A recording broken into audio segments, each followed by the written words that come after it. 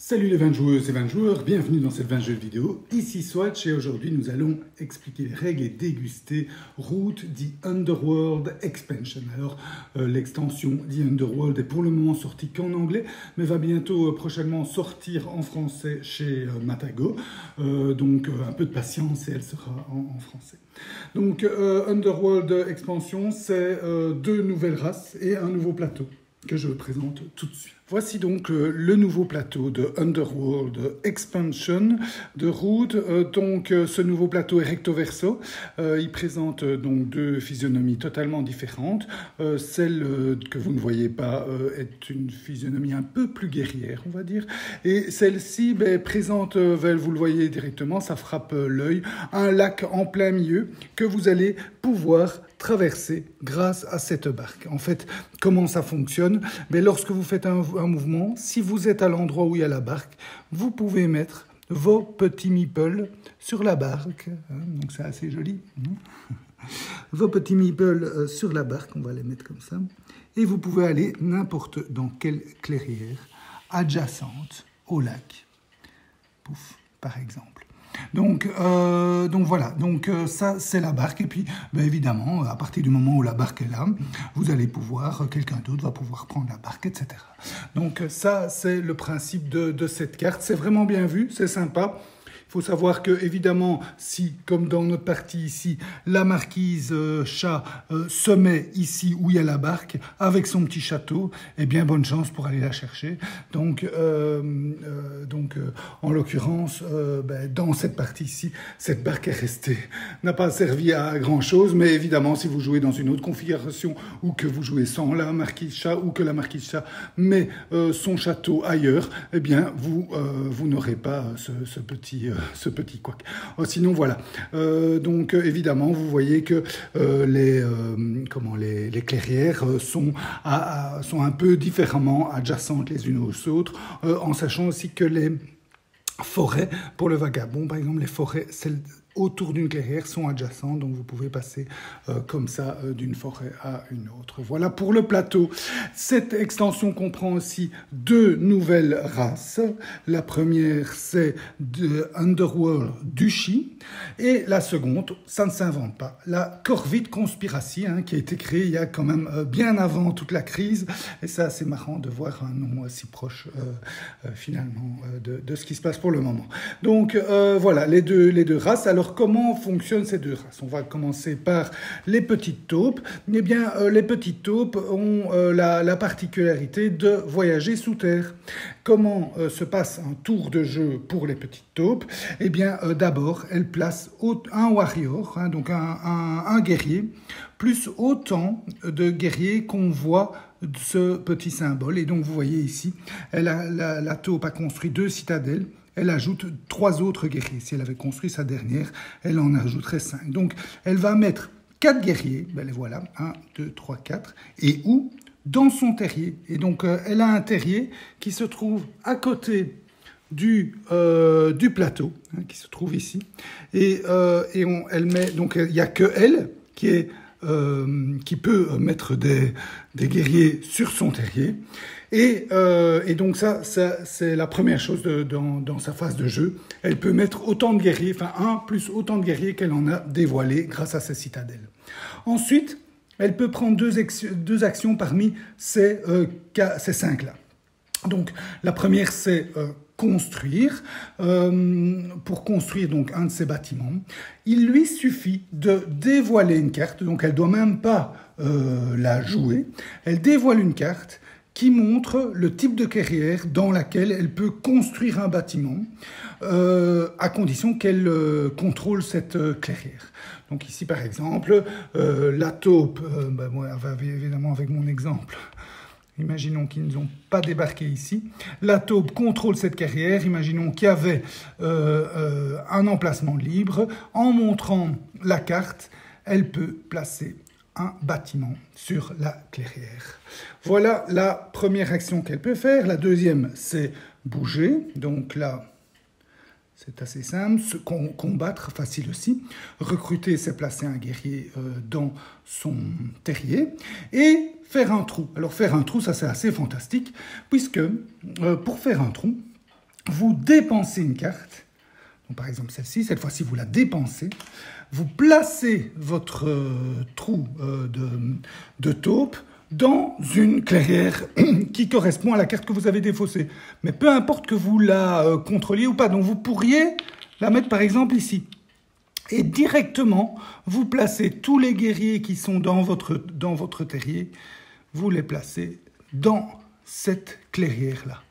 Donc vous imaginez le bordel que peuvent apporter ces taupes. Indirectement, hop, elles arrivent, elles sont majoritaires, donc vos mouvements sont un peu plus difficiles. En plus, elles peuvent combattre, puisque elle va pouvoir faire 2 actions. Elle peut par exemple faire digue, donc construire un trou et puis se combattre. Donc vous imaginez comment elle peut foutre le bordel, et en tout cas rééquilibrer peut-être le jeu quand l'un ou l'autre prend un certain avantage. Donc ça est très très puissante cette taupe.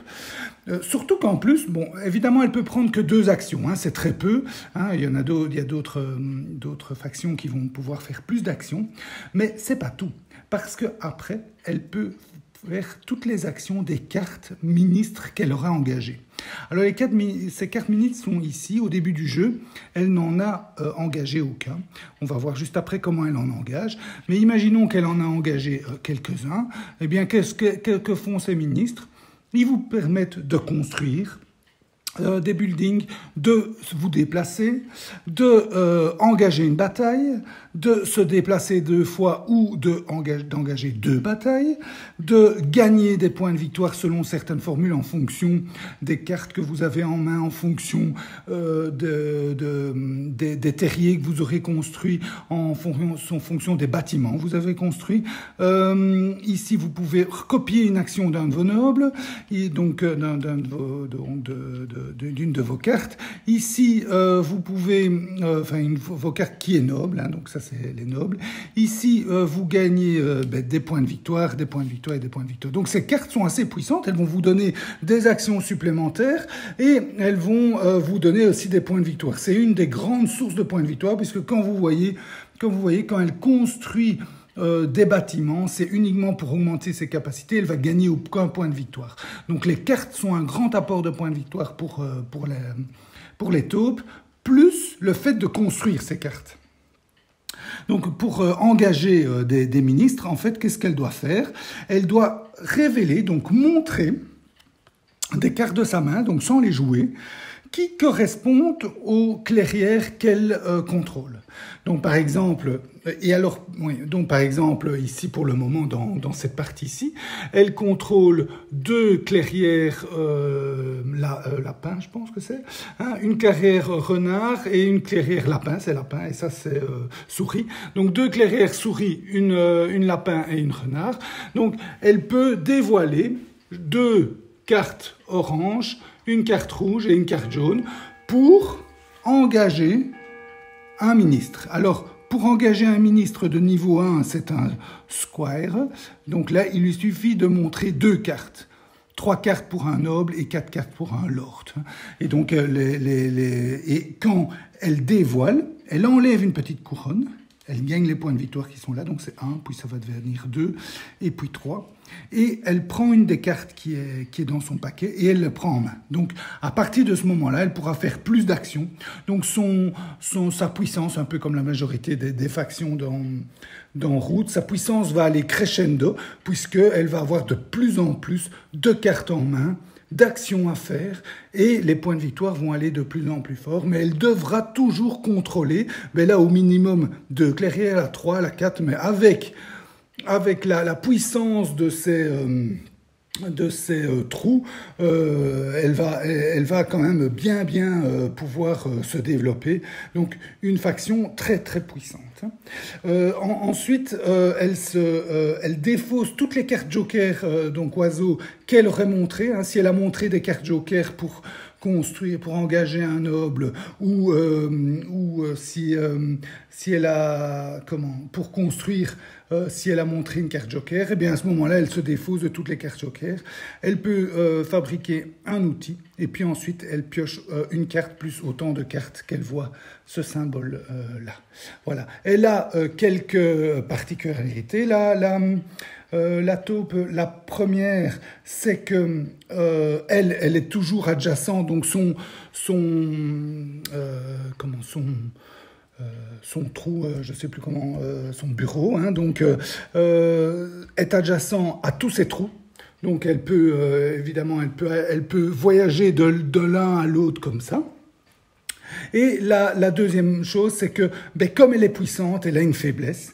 Et la faiblesse, c'est quand on lui détruit un bâtiment. Donc quand on lui détruit le bâtiment, ça va faire mal parce que elle va perdre une carte qu'elle aura construite, elle va la remettre dans son paquet. Elle va perdre définitivement la couronne qui lui aurait permis de la reconstruire et elle va perdre en plus une carte qui était dans sa main. Donc elle est forte, mais une fois qu'on arrive à la titiller, elle aura un peu plus difficile à se remettre de ses émotions. Voici pour l'Underground de Chi. Alors, pour la Corvette conspirancy, donc les petits oiseaux, les petits oiseaux, ils virevoltent entre les clairières et en plus, on pourrait dire que ce sont un petit peu les anarchistes de route. Hein, donc, ils vont un petit peu foutre le bordel dans tout ça sans faire attention aux règles du jeu. Donc, comment est-ce qu'ils fonctionnent, les Corvette conspirancy? Donc, la première chose que vous pouvez faire, c'est fabriquer un outil. Comment est-ce que vous faites ça? Donc, vous avez des pièges ici. Ils sont normalement mis tous face cachée. Ici, je vous les ai mis face visible pour que vous les voyez, mais les autres joueurs ne voient pas ce que vous avez. Enfin, ils savent que vous en avez 2 de chaque, mais une fois que vous les avez construits, ils ne savent pas lesquels vous construisez, puisque vous les construisez face cachée. Et donc, pour fabriquer un outil, il suffit d'avoir, donc eux, ils n'ont pas de bâtiment, donc d'avoir un piège face cachée ou face visible quelque part, et de construire l'outil adéquat sur la même clairière. Ensuite, ils peuvent retourner tous les jetons qui sont face cachée sur les clairières. Alors ces jetons face cachée, une fois qu'ils vont être retournés, vont directement avoir leur effet. Alors c'est quoi les effets des jetons? Il y en a 4, donc 4 effets différents. Le premier, ici, vous empêche les autres de venir mettre des pièces dans cette clairière. Donc de venir déplacer des pièces ou placer des pièces dans cette clairière. Ça, ce sont ces premiers pièges-là. Le deuxième, ici, vous permet de piocher plus de cartes à la fin de votre tour. À la fin de votre tour, vous piochez une carte plus le nombre de jetons face visible comme ça. Donc, ça s'appelle extorsion. Les derniers sont plus guerriers. Donc, celui-là va vous permettre de construire un guerrier dans toutes les clairières avoisinantes. Et celle-là, c'est la plus forte, la bombe. Elle pète toutes les pièces des adversaires dans la clairière et même elle-même. La bombe elle-même s'en va. Donc, elle est très, très puissante, mais rassurez-vous, vous allez pouvoir vous prémunir des effets de ça, parce que sinon, ça serait vraiment dévastateur. En sachant que chaque fois que vous retournez un jeton, vous gagnez autant de points de victoire qu'il y a de jetons face visible sur le plateau, y compris celui que vous venez de retourner. Donc, une des stratégies assez évidentes du Corvette, c'est de placer rapidement ces deux-là, pour empêcher les adversaires de venir mettre des pièces dans ces deux-là, de placer ça aussi rapidement pour piocher des cartes et éventuellement aux endroits où elle a déjà un piège. Donc ça en a fait déjà 4. Et chaque fois qu'elle retourne une de celles-là, elle gagne 5 points de victoire. Donc les 4 qui sont là, plus celle-là. Si elle est enlevée par après, ça lui refait quand même 5 points de victoire chaque fois qu'il va retourner un jeton comme ça. Donc c'est très puissant. Il faut le temps au Corvette de s'installer dans le jeu, mais une fois qu'ils ont engagé cette mécanique, bonne chance pour les contrer. Voilà, donc ça c'est la deuxième chose qu'ils font. Ensuite, ils peuvent recruter des guerriers. Et comment est-ce qu'ils font ça? Ils dévoilent une carte et ils mettent un guerrier dans chaque clairière qui correspond à cette carte. Donc comme il y a 4 clairières de chaque type sur le plateau. Ils en mettent 4, donc ici, hop, 1, 2, 3 et 4, et ils en mettent. Donc c'est aussi très puissant, parce que tout à coup, vous voyez arriver des corvites sans les voir venir, puisqu'ils ne doivent pas être adjacents ou je ne sais pas quoi. Donc, hop, ils arrivent, et si, vous voyez ici, ils arrivent finalement, ils arrivent à prendre le dessus, ils peuvent facilement commencer à combattre et prendre le contrôle de clairières que vous pensiez bien protégées parce que bien entourées par toutes vos guerriers. Donc ça, c'est le principe du corvite. En plus, le corvite, ce sont des petits oiseaux. Donc lui, il se déplace sans devoir respecter les règles de déplacement. Donc peu importe que donc ici, il n'est pas majoritaire, il peut quand même faire ça. Il n'est ni majoritaire, il doit quand même suivre les routes, mais il peut quand même faire ça sans devoir être majoritaire. Donc ça, c'est une des particularités du corvite. Donc il recrute, et puis après il peut avoir 3 actions parmi celles-ci. Donc il peut bouger et se battre, il peut intervertir 2 jetons, et enfin il peut construire un nouveau piège. Alors comment on construit un nouveau piège? En fait, on enlève tout simplement sur le plateau un guerrier, on l'enlève et on place un piège face cachée à l'endroit où on l'a enlevé. Mais évidemment, ce que je viens de faire n'est pas très très intelligent parce que pour le retourner face visible, il faut qu'il y ait un guerrier là. Donc ici, c'est très bien, vous l'avez mis, mais vous ne savez jamais le mettre face visible. Donc autant le mettre où vous avez plus de guerriers. Comme par exemple, là-bas, vous avez 3 guerriers, vous en enlevez un et vous en placez un face cachée. Vous pouvez le faire plusieurs fois, mais le deuxième jeton que vous mettez, vous en enlevez 2. Donc ici, si vous en enlevez 2, vous n'en avez plus, vous ne savez plus les mettre face visible. Donc vous allez rarement en mettre 2, quelques fois. À quelques tours, vous allez en mettre 2, mais pas très souvent. Souvent, vous allez en mettre que 1. Et c'est un jeton qui peut évidemment être détruit par les adversaires s'ils viennent vous faire la guerre et ils gagnent le combat. Donc ils arrivent à vous détruire ces jetons. Donc voilà pour la dernière action de construire un piège. Enfin, le soir, si ils veulent, ils peuvent sacrifier le fait de piocher des cartes, donc ne piocher aucune carte, et à la place faire encore une action comme ceci. Donc c'est pas mal, ça permet d'avoir déjà 3, ça fait 4 actions, et je peux vous dire qu'elle le fait assez souvent, parce qu'il y a une autre capacité qui lui permet de gagner assez facilement des cartes, donc ce n'est pas toujours utile de piocher des cartes, donc autant faire encore une action supplémentaire. Et puis ensuite, elle pioche une carte, plus une carte par jeton, comme ça, face visible, qu'il y a sur le terrain. Et donc, quelles sont les différentes particularités du corvite?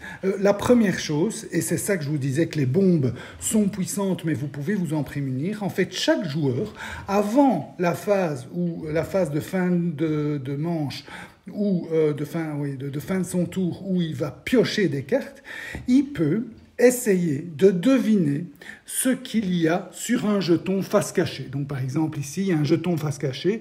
Lui, la taupe, imaginons qu'elle en avait beaucoup. Elle a quand même très peur d'avoir une bombe. Donc elle peut tenter de deviner. Comment est-ce qu'elle fait? Elle va montrer secrètement une carte au joueur corvite qui correspond à la clairière où elle veut savoir le jeton. Et elle va essayer de deviner le jeton. Elle va dire, c'est une bombe. Alors le joueur corvite va retourner, va lui montrer, non, c'est pas une bombe. Si ce n'est pas une bombe, si ce n'est pas ce qu'elle a deviné, elle doit donner la carte qu'elle a montrée. Si c'est ce qu'elle a deviné, hop, le jeton est détruit. Donc, ça vous permet de vous prémunir contre les bombes, puisque si vous dites chaque fois que c'est une bombe, si c'est pas une bombe, ok, vous devez donner votre carte, mais au moins vous êtes sûr que ça va pas venir vous éclater à la figure. Par contre, vous imaginez bien qu'il y a un petit côté bluff, puisque, comme les autres vont toujours tenter de deviner une bombe, autant mettre quelque chose d'autre qu'une bombe sur le plateau, et donc... il y a ce côté, ok, je mets autre chose qu'une bombe, ok, moi je vais essayer de deviner autre chose qu'une bombe, parce qu'il a peut-être mis autre chose qu'une bombe, maintenant il va mettre une bombe. Donc voilà, il y a un petit double guessing dans ce système-là. Donc voilà, donc ça c'est de quoi vous prémunir, en tout cas, contre ces bombes qui peuvent faire très mal. Ensuite, sa deuxième particularité, c'est que si elle est attaquée, le corvite est attaqué, il fait un hit supplémentaire s'il a un jeton, donc il fait une blessure, un toucher supplémentaire s'il a un jeton face cachée à l'endroit où il est attaqué. Et enfin, ça je vous l'ai dit, donc il peut voyager d'une clairière à une autre sans devoir les contrôler. Et voilà, c'était l'explication des règles de route The Underworld Expansion. Donc une extension vraiment très intéressante. Non seulement elle vous offre déjà 2 nouveaux plateaux chouettes à jouer, qui changent de vos parties précédentes, mais en plus il y a 2 nouvelles races exceptionnelles. Donc vraiment des races très très chouettes à jouer, très agréables, sans monotonie, donc toujours quelque chose à faire, toujours quelque chose d'intéressant à faire. Assez puissantes, donc ils vont compter, vous allez rarement faire du figuratif avec ces races. Les taupes, elles apparaissent un peu partout, elles peuvent vraiment faire mal. Et les petits oiseaux corvites qui, eux, peuvent déclencher leurs pièges, faire exploser leurs bombes. Donc il va falloir les avoir à l'œil, bien surveiller qu'ils ne vont pas vous faire trop mal, tout en les maintenant, parce qu'à la fin du jeu, ils peuvent être très très puissants s'ils ont réussi à mettre beaucoup de pièges. Donc il va falloir à un moment donné leur dire de se calmer un petit peu. Donc 2 races vraiment intéressantes à jouer, chouettes, sur lesquelles on compte. Donc je vous conseille vraiment cette extension, elle est pour moi indispensable et elle donne envie de toujours jouer avec au moins une des 2 races, tellement elles sont sympas et fun à jouer. Voilà, j'espère que cette dégustation vous a goûté. Santé, amusez-vous bien et à bientôt.